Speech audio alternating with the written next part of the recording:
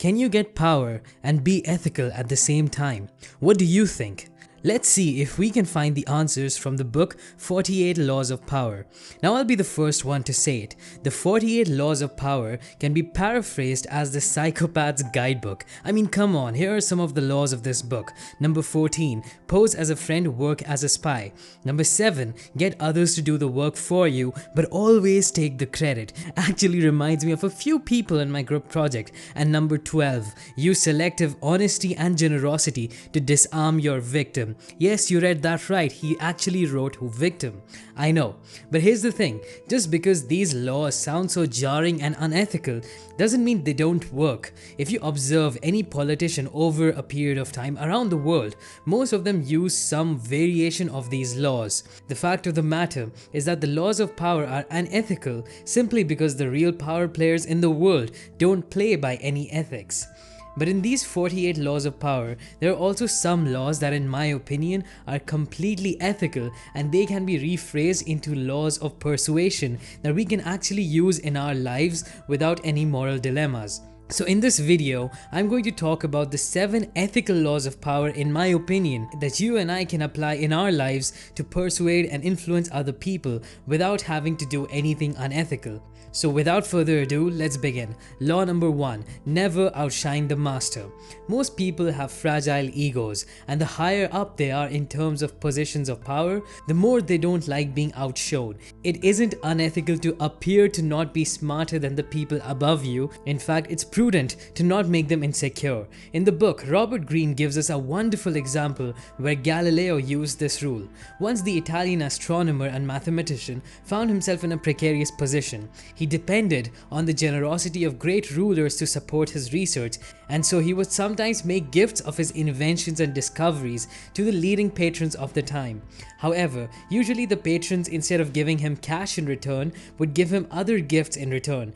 This meant that Galileo was always short of cash, so he devised a new solution. He decided to focus exclusively on the Medicis. He chose the Medicis for one reason only: they had Jupiter as their symbol.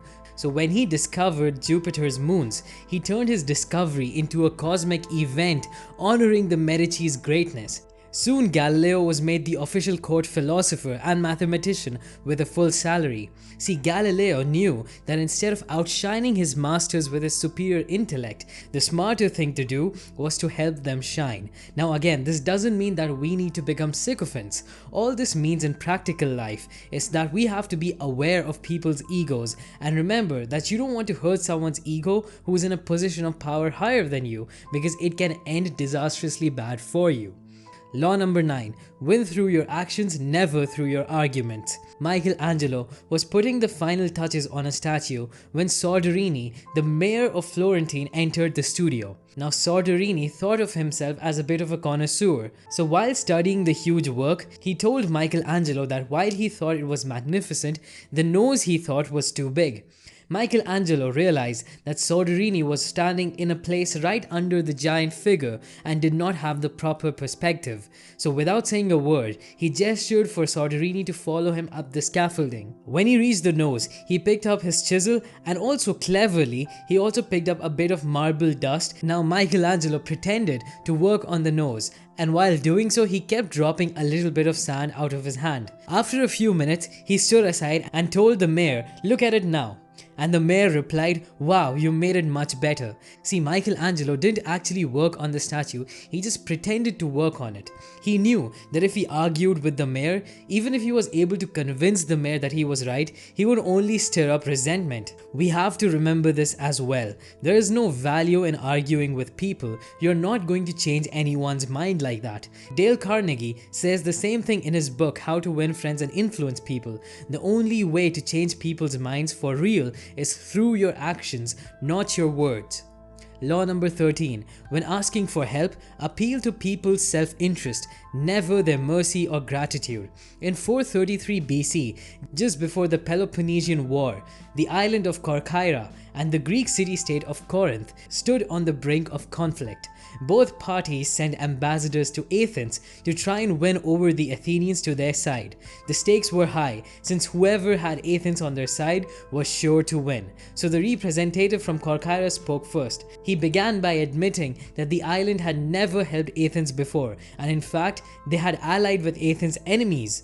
There were no ties of friendship or gratitude between Corcyra and Athens. And yes, the ambassador admitted that he had come to Athens now out of fear and concern for Corcyra's safety. The only thing he could offer was an alliance of mutual interests. Corcyra had the second largest navy after Athens, and an alliance between the two states would create a formidable force, one that could intimidate the rival state of Sparta. That, unfortunately, was all Corcyra had to offer.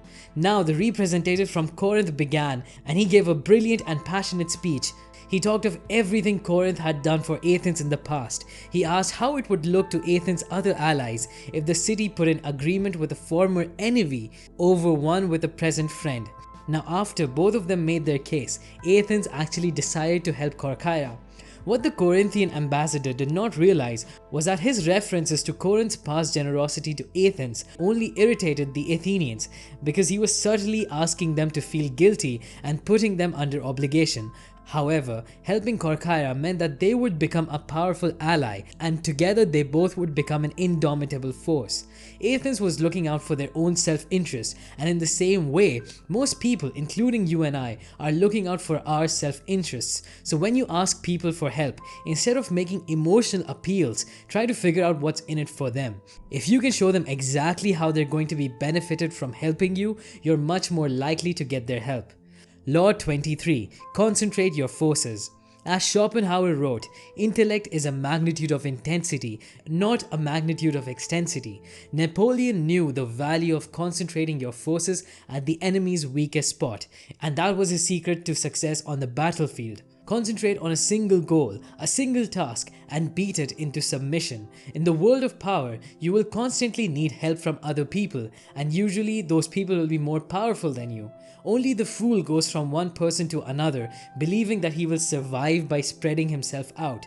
The scientist Nikola Tesla ruined himself by believing that he somehow maintained his independence by not having to serve a single master. He even turned down JP Morgan, who offered him a rich contract. In the end, Tesla's independence meant that he could no longer depend on a single patron, and he always had to keep looking for the next donor.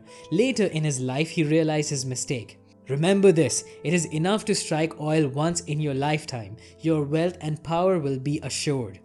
Law 25. Recreate yourself. The character you seem to have been born with is not necessarily who you are. Your parents, your friends, your peers, and your society has helped shape your personality. So you have to remake yourself into a character of power.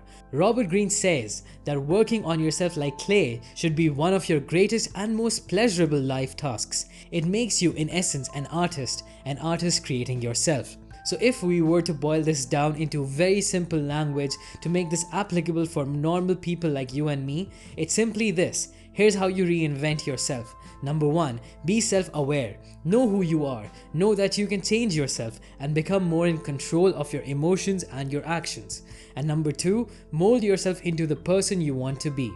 Law 28. Enter action with boldness. There is a reason they say that fortune favors the bold. However, most of us are timid. We want to avoid tension and conflict, and we want to be liked by all. We may contemplate a bold action, but we rarely bring it into life.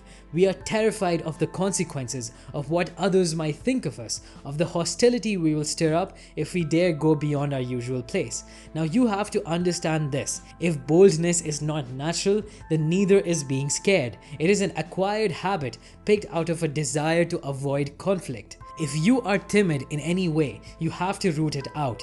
Your fears of the consequences of a bold action are way out of proportion to reality. And in fact, the consequences that you will get because you're scared are way worse. Your value is lowered and you create a self-fulfilling cycle of self-doubt. Now if you apply Law 23, concentrate your forces, and Law 28 of entering in action with boldness, you are going to be unstoppable.